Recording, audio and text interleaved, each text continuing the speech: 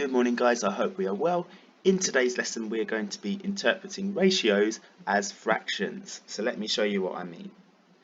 So let's say the ratio of red balls to green balls in a bag is 2 to 3.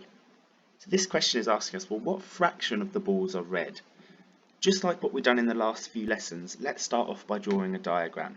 So 2 parts to 3 parts would look something like this, 2 parts being the red balls and 3 parts being the green balls. Alright, so I have 5 parts in total, so if it's a fraction question, it's asking myself, well, what fraction of the balls are red? So I can say 2 out of these 5 parts in total are red, meaning that the fraction of the balls that are red are 2/5, so 2 out of 5. So have a think, what do you think the common mistake is that people will make on this type of question? So stay with me on question 1. Instead of 2/5, what do you think some people accidentally write?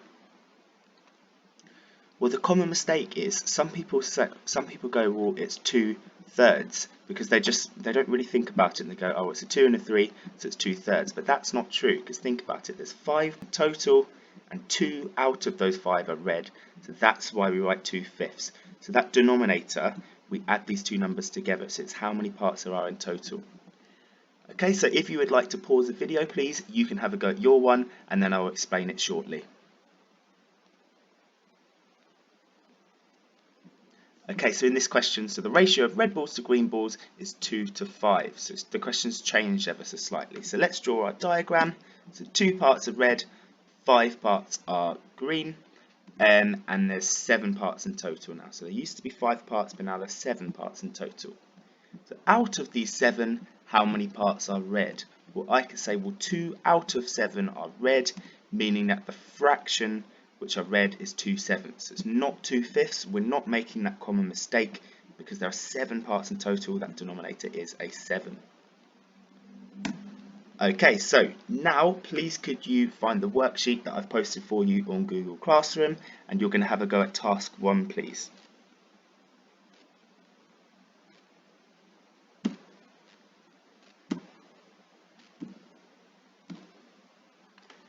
Okay, so let's move on to something different. So let's say the ratio of P to Q is 3 to 4.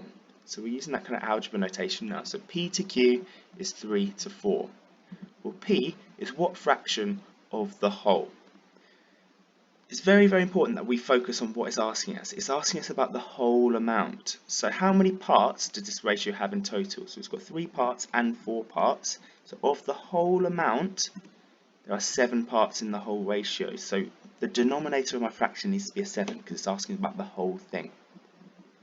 Okay, so out of these 7 parts, P is how many parts of this whole thing? Well, P is 3, so P represents 3 parts, so out of this whole thing, P is 3/7 of that total amount. 3 is 3/7 of 7.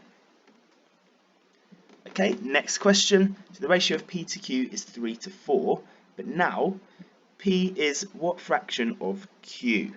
Okay, so we're not looking at the whole thing anymore, we're just looking at this Q bit. So I'm asking myself, well, how many parts does Q have? Well, we're looking at P to Q being 3 to 4, so Q represents that second part of the ratio. So Q represents 4, so I can say that there are 4 parts in Q, and P has 3 parts. Okay, so if we're considering Q, that's my denominator, and P is 3 out of those 4. Right? Okay, so if you could pause the video, could you have a go at your 2 questions, please? Okay, so next question, so the ratio of P to Q is 5 to 4. P is what fraction of the whole amount? Okay, so if we're looking at the whole, there are 9 parts in the whole ratio, because 5 and 4 is 9, so 9 is my denominator, and P is my numerator, because P is 5 parts. So P is 5/9 of 9. And then the last one, so we're looking at Q as my denominator, so there are 4 parts in Q, so my denominator has to be 4, and P has 5 parts. Okay, so 5 is 5/4 of 4. Okay, so at this stage, please could you have a go at task 2? So you'll find the worksheet attached on Google Classroom, and then you'll find your answers there as well. Please just let me know if you're stuck or if you need any help by just sending me an email or contacting me on Google Classroom. Okay, thank you very much, guys.